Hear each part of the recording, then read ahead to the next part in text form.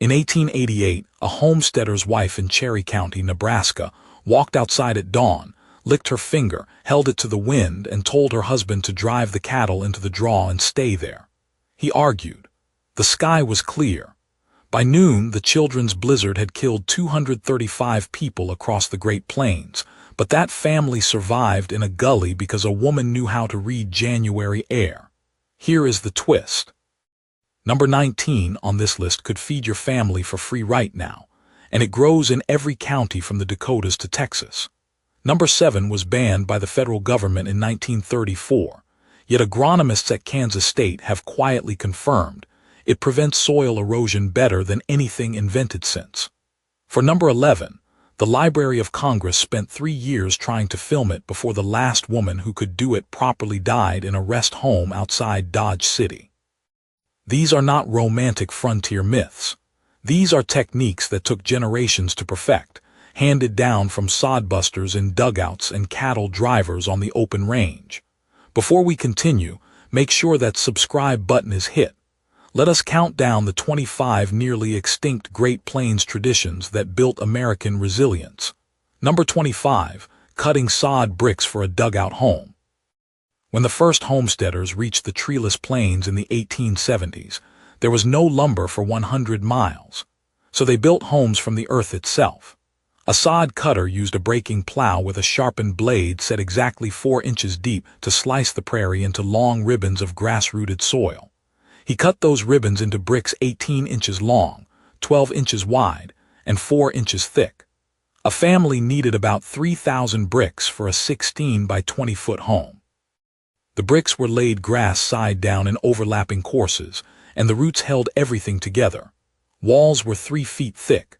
A sod house stayed cool in summer, warm in winter, and stood for 30 years if the roof was maintained.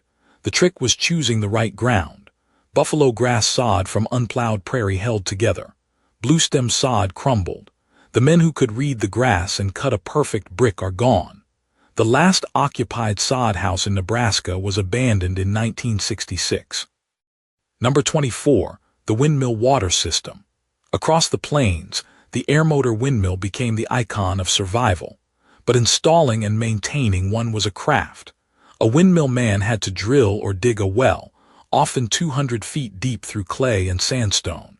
He assembled the tower, balanced the fan wheel so it turned in a 5-mile-per-hour breeze, and set the tail vane angle so the wheel tracked the wind without overspeeding in a gale.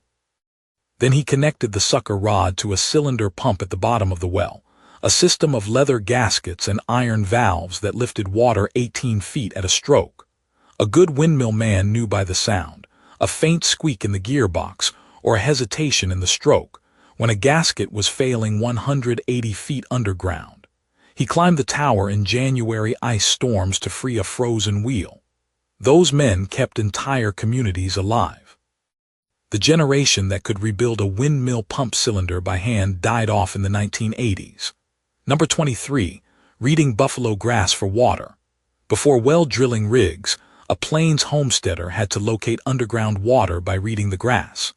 Buffalo grass grew short and silver-gray in dry ground, but over an underground seep or a shallow aquifer, it grew taller, darker, and stayed green a week longer into fall. Cattails, willows, and cottonwood saplings marked surface water, but the real skill was spotting the subtle color shift in buffalo grass that meant water at 15 feet.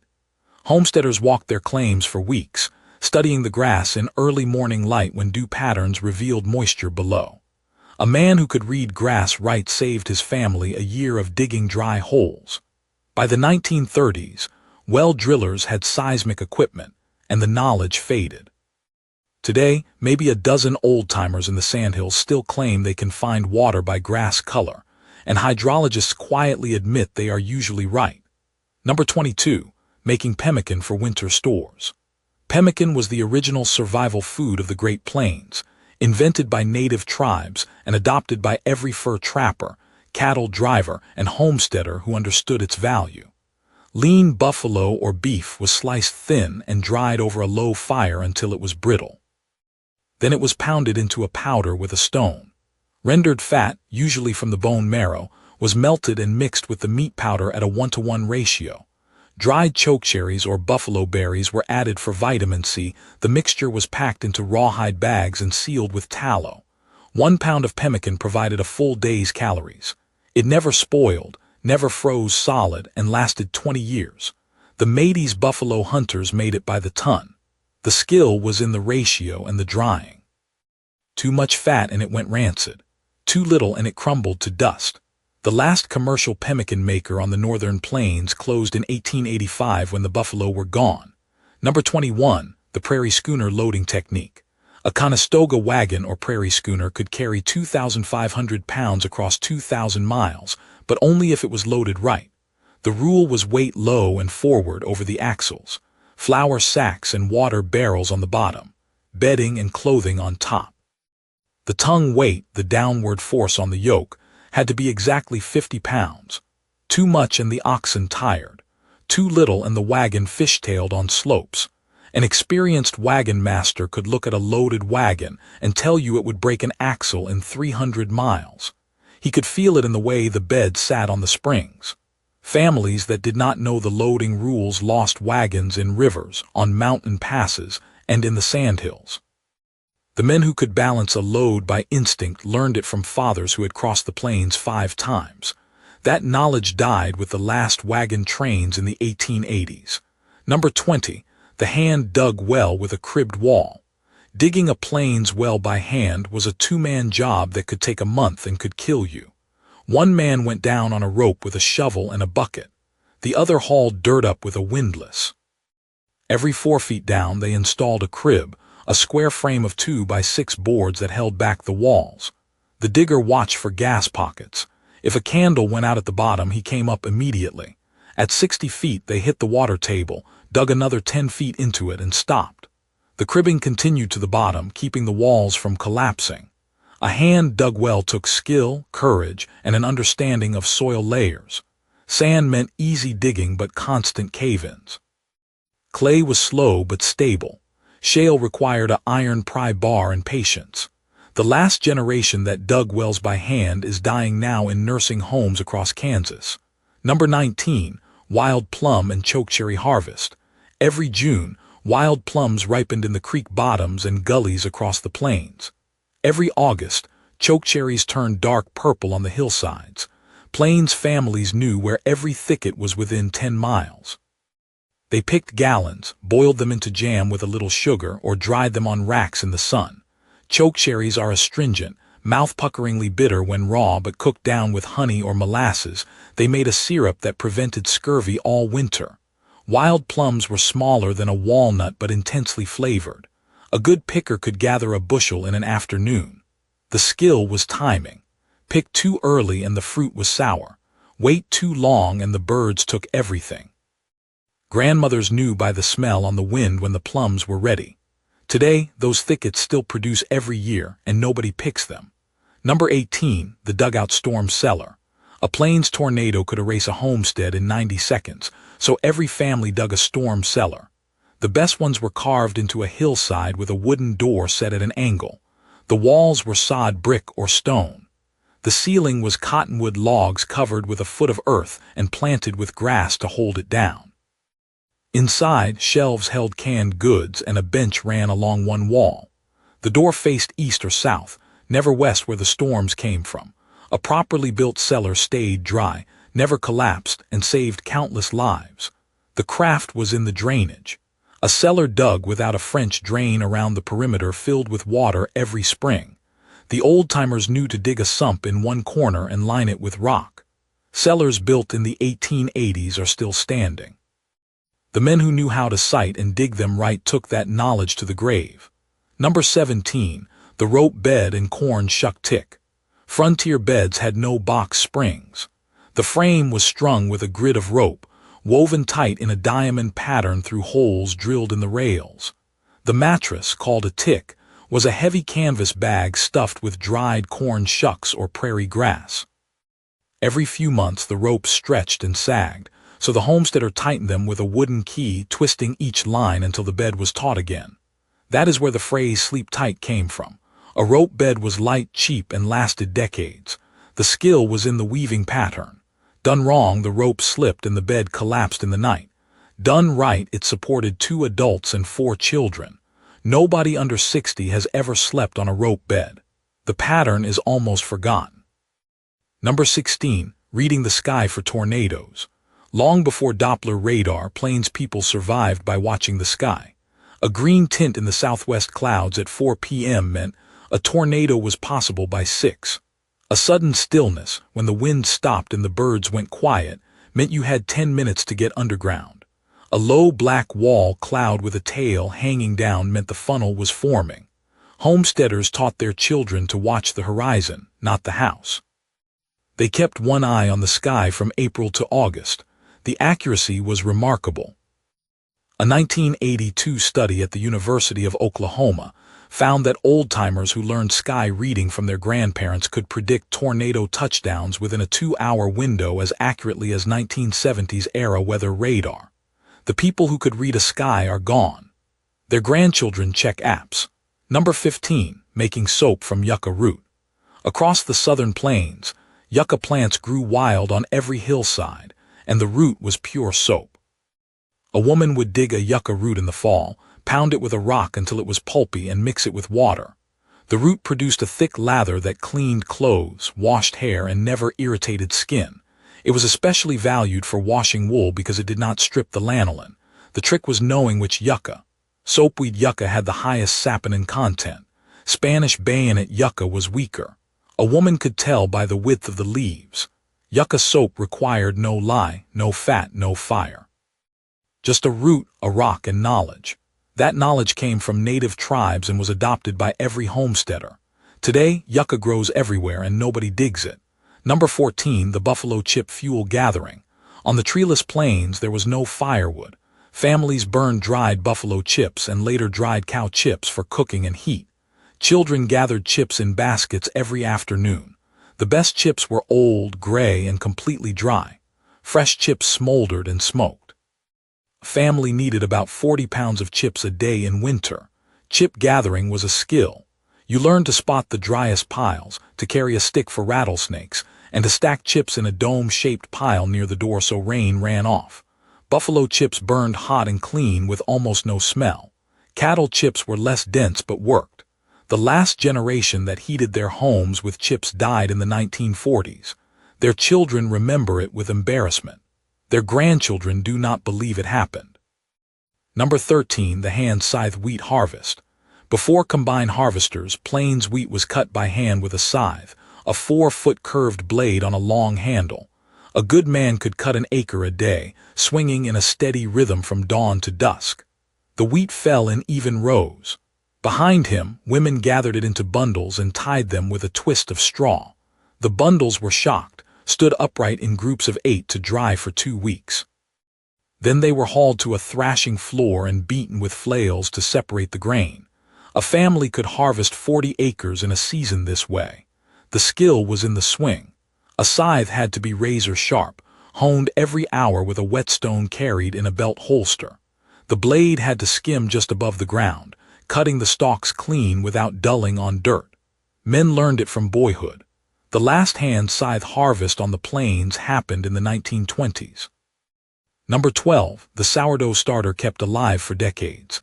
Every homestead kitchen had a crock of sourdough starter, a living culture of wild yeast and bacteria that leavened bread without store-bought yeast. A woman fed her starter every week with flour and water, kept it in a cool spot, and never let it die. Some starters were kept alive for 30 years, passed from mother to daughter. The bread it made was tangy, chewy, and stayed fresh for a week. Sourdough biscuits, pancakes, and cinnamon rolls were daily staples. The skill was reading the starter. If it smelled like vinegar, it was too sour and needed more flour. If it did not bubble, it was too cold or dying. A woman knew by looking whether her starter was strong enough to raise bread. When she traveled, she took a cup of starter with her. Starters that survived 3 generations are in museums now, still alive, still baking. Number 11. The star quilt pattern and its meaning. Plains quilters, especially Lakota and Dakota women, created star quilts with 8 pointed stars in brilliant colors. These were not just blankets. They were ceremonial objects given at births, weddings, and funerals. The 8 points represented the 4 cardinal directions and the 4 seasons. The colors carried meaning: blue for sky, red for earth, yellow for sun, white for purity. A star quilt took 200 hours to piece and quilt by hand. The pattern was mathematical, requiring precise angles and points that met perfectly in the center. A master quilter could cut and sew an 8-pointed star without a template, by eye and experience alone. The Library of Congress recorded the last traditional star quilt maker in South Dakota in 2004. She explained that the quilt was a prayer made visible. That understanding is fading now. Number 10. The hand-cranked cream separator. Every Plains dairy family owned a cream separator, a hand-cranked machine with a spinning bowl that separated cream from milk by centrifugal force. Whole milk went in the top. Skim milk poured out one spout. Heavy cream poured out another. A woman cranked the handle at exactly 60 turns per minute. Too slow and the cream did not separate. Too fast and the machine shook apart. The separator had to be washed and scalded after every use or the milk spoiled. The skill was in the cranking rhythm and in knowing when the machine was out of balance. A separator in good hands produced cream for butter and skim milk for the pigs. It was the center of the dairy economy. Electric separators replaced hand crank models by 1950. The last generation that could disassemble, clean, and reassemble a separator blind-folded is gone. Number 9. The art of the perfect haystack. Before pole barns, Plains ranchers stored loose hay in outdoor stacks 20 feet tall and 40 feet across. A haystack that shed water and did not collapse required skill. The hay was pitched up in layers, each layer tramped down by a man walking in circles on top. The sides were kept vertical. The top was domed and smoothed so rain ran off. A poorly built stack settled into a bowl that caught water, and the entire center rotted. A good stack built by a man who knew the craft kept hay dry for 2 years. Ranchers judged each other by their haystacks. A symmetrical, whether tight stack meant a man who knew his business. A sagging, lopsided stack meant a fool.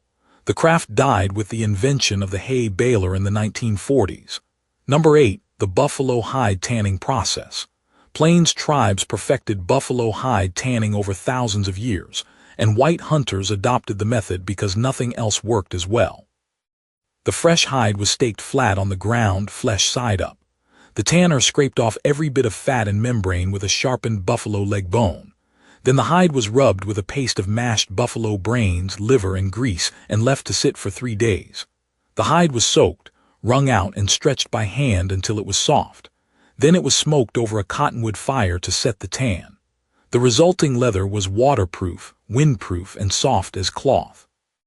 A buffalo robe tan this way lasted 50 years. The skill was in the scraping and stretching. Miss a spot of fat and that section rotted. Stop stretching too soon and the hide dried stiff. The last buffalo hide tanners died in the 1890s when the herds were exterminated. Number 7. Contour plowing to prevent erosion. Here is the controversial one. In the 1920s, Plains farmers plowed their fields in straight lines, up and down hills, because it was faster. When the drought hit in 1934, the soil blew away in black blizzards that darkened the sky from Texas to Chicago. But a few old-timers, men who learned from their fathers, had been plowing along the contour of the land, following the curves of the hills so each furrow caught water and held soil. The government called it unscientific and ignored it. Then the Dust Bowl proved them wrong. By 1935, the Soil Conservation Service was teaching contour plowing as the primary defense against erosion. The old men had been right all along. The technique came from Europe, carried by immigrant farmers, and it saved the plains. Today, GPS-guided tractors do it automatically. The farmers who could eyeball a contour line and plow it perfectly without a survey are gone. Number 6. The hand-dug root cellar with ventilation. A root cellar kept potatoes, carrots, turnips, beets, and cabbage fresh from October to April without refrigeration, but only if it was built right.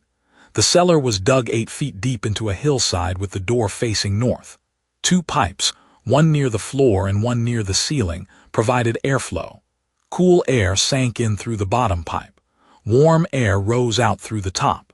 The temperature stayed between 32 and 40 degrees all winter. Vegetables were stored in wooden bins, never touching the walls where condensation caused rot. Apples were kept separate because they gave off ethylene gas that sprouted potatoes. A well-designed root cellar with proper ventilation kept a family fed all winter. The science was understood by trial and error over generations. Cellars without ventilation froze or rotted everything. The men who knew how to dig and vent them right are nearly extinct. Number 5. The hand-forged barbed wire splice. Barbed wire fencing revolutionized the plains, but the wire broke constantly, cut by cattle, snapped by cold, or loosened by wind. A rancher carried a pair of fence pliers and a pocket full of smooth wire for splicing. The repair had to be strong enough to hold tension and smooth enough not to cut livestock. The technique was to twist the two broken ends together in a figure 8, wrap them with smooth wire, and twist tight with the pliers. A good splice was as strong as the original wire and nearly invisible. A bad splice cut the rancher's hands, snagged on clothing, and broke again in a week. Old-time ranchers could splice a wire in under a minute in the dark in winter gloves. That skill is fading. Modern ranchers replace entire sections of wire instead of splicing. Number 4. The art of the cattle drive. Moving 2,000 head of cattle 400 miles from Texas to Kansas was not just riding a horse. It was a science. The trail boss knew to start the herd slowly, let them graze the first week to settle them down. He knew to cross rivers at dawn when the water was calm. He knew to bed the herd on high ground with the wind at their backs. A drag rider at the rear pushed the slow cattle. Swing riders on the sides kept the herd compact. The point rider at the front set the pace. A herd moved 12 miles a day. Push them faster and they lost weight. A good trail boss read the cattle, the grass, the weather, and the land, making 100 decisions a day that meant profit or disaster. The last big cattle drive ended in 1895 when railroads reached every town. The men who knew how to move cattle 500 miles on foot took that knowledge with them. Number 3. The hand pump organ and shaped note singing. In every plains church and schoolhouse, a pump organ provided music. The player sat on a bench, pumped 2-foot pedals to push air through the reeds, and played hymns. But the real tradition was shaped note singing. The hymnal used 4 shapes, triangle, circle, square, and diamond, to represent fa, sol, la, and mi. Singers learned to sight read music by shape, not by note name. A congregation could sing 4-part harmony without instruments, reading shapes. The sound was raw, nasal, and powerful. Shaped note singing schools traveled the plains in the 1880s, teaching the system in week-long sessions. By 1920, it was fading. Today, a few sacred harp singing groups keep it alive, but the tradition of every rural child learning to read shaped notes is gone. Number 2. The hand-stitched leather harness. A working horse or mule wore a harness of leather straps, buckles, and rings that distributed the pulling force across the chest and shoulders. A harness maker cut the leather from tanned cowhide, stitched it with waxed linen thread using a saddle stitch, 2 needles passing through the same hole from opposite sides, locking the thread. He set brass rivets at stress points and oiled the leather with neat's foot oil. A hand-made harness fit the individual animal, lasted 30 years, and could be repaired indefinitely. The harness maker knew 40 different strap configurations for plowing, hauling, and riding. He could look at a horse and cut a harness without measuring. When tractors replaced horses in the 1940s, harness makers disappeared. The handful that remain make saddles and belts. The knowledge of fitting a work harness is nearly extinct. Number 1. The art of finding and reading a buffalo wallow. Long before the buffalo were gone, plains people used buffalo wallows as landmarks, water sources, and survival tools. A buffalo wallow was a shallow depression, 20 feet across, where buffalo rolled in the mud to shed flies and cool off. After the rains, a wallow held water for weeks. Homesteaders learned to find them by the ring of grass around the edge, taller and greener than the surrounding prairie because of the manure-enriched soil. In a drought, a wallow might be the only water for 10 miles. Cattle drivers used them. Homesteaders dug them deeper to create stock ponds. A man who could read the land and find a wallow could save his herd. The skill was in recognizing the subtle bowl shape in the grassland and knowing which wallows held water longest. With the buffalo extinct by 1890, the wallows slowly filled in and disappeared. The men who could find them by the grass color died without passing it on. Here is my challenge. Pick one, just one. Dig a post hole in prairie sod and feel the roots fight back. Gather wild plums in June and make jam the way your great-grandmother did. Cut a hay field with a scythe and tell me it was not work. Then come back and tell me these were just old-fashioned chores because I have tested them. I cannot go back. Tell me in the comments which one your grandparents knew. Tell me if anybody in your family still keeps a sourdough starter from 1920, still plows on contour, still knows where the chokecherry thicket is. Because these were not quaint frontier customs. They were a 150-year library of practical knowledge that built the breadbasket of the world. And it is disappearing one old woman at a time. Your grandmother knew. Now you know too.